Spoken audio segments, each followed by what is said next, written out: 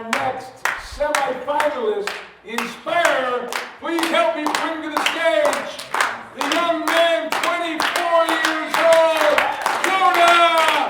Greaton!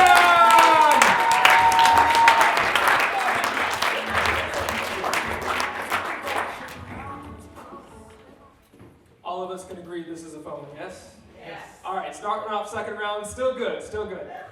I'm not going to ask another question, though, because your guys' answers low-key threw me off, so I'm not going to put myself in that position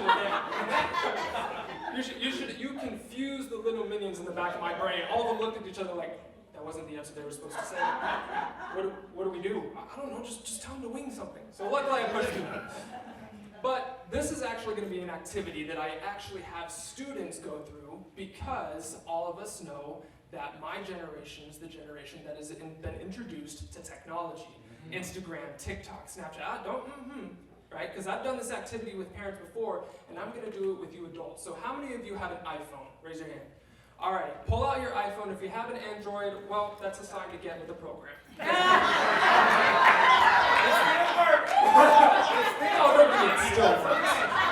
still works. It freezes on you half the time. All right, pull out your iPhone, and I want you guys to click on Settings. And when you click on Settings, you're going to go to the second category right here. And under Notifications, Sounds, and Haptics, Focus, there's going to be a button called Screen Time. I want you guys to click on Screen Time. Okay. Yeah, I know. So you're going to click on See All Activity, right? So when you click on it, you'll see what you've spent so far on your phone. You're going to click See All Activity, and then you're going to go to the week. And that will explain to you how much time, on average, ever since Sunday, because it resets on Sunday, how much time you have spent on your phone. Now, if you slide to the left, or to the right technically, it will show you last week, right? So today is Tuesday, so it's only going to be 3 days. It's not going to give you an accurate description. So if you slide to the right, it will show you last week's, how much time you spent on your phone. Now we're going to do a little calculation. One thing that I've learned is that no matter if you're tall, you're short, you're smart, you're dumb, you're ugly, you're pretty, you are all given the same thing everyone else is, which is 24 hours in a day. Now I tell the kids this, and obviously they're like, well, I already knew that. Okay. So that's where I go to a calculator. So I type in 24. Now, before I go into the calculation, I want you guys see your screen time right now. How many of you guys have 6 hours or more on average screen time? Raise your hand. 6? Okay. 7 hours or more. 8 hours or more. 9 hours or more. Okay, what about 5 hours or less? Raise your hand. Okay, perfect. Hey, I'm right there with you. So on my screen time, it said 5 hours and 1 minute. Now, all of us are given 24 hours in a day.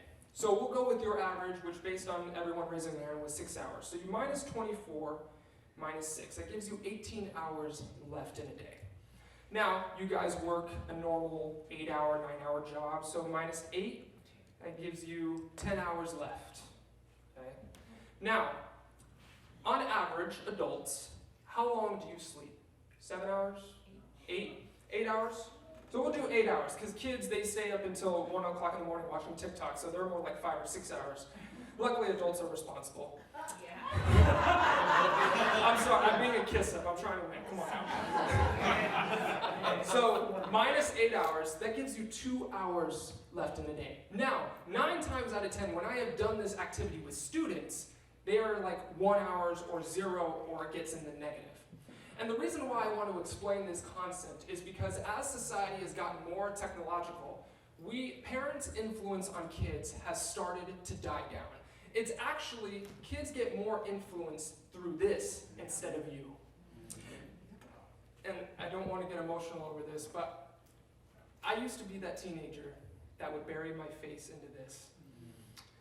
And I remember my grandpa growing up, I would visit the farm every summer, which is the best thing my mom has ever done, considering a lot of my generation has lost its principles and morals. And my grandpa taught me those. And I remember I would always try to play on my iPod, and he would say, hey, put the phone down, enjoy the scenery. I'm like, dude, it's trees. But he passed away a day before Christmas 3 years ago. And death kind of does something to you. I look back at, giving the screen time activity to the students, and all of the time I've spent on my phone, I would give it all up and spend all that time sightseeing with my grandpa.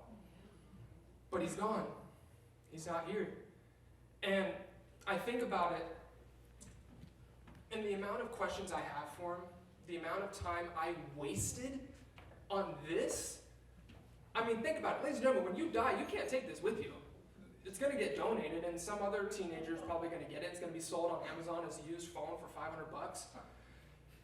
But the perspective that I'm trying to teach you is time. You can't get it back. You can have all the money in the world. Just like this gentleman right here explained, time is very limited. You don't get to see when your expiration date is. And this has made us a slave, not even just kids. We have all become a slave to this. And this is why, again, I do what I do to free your mind. Your mind is yours and yours alone. And just like the Amish girl, I forget your name, I'm sorry. What is it?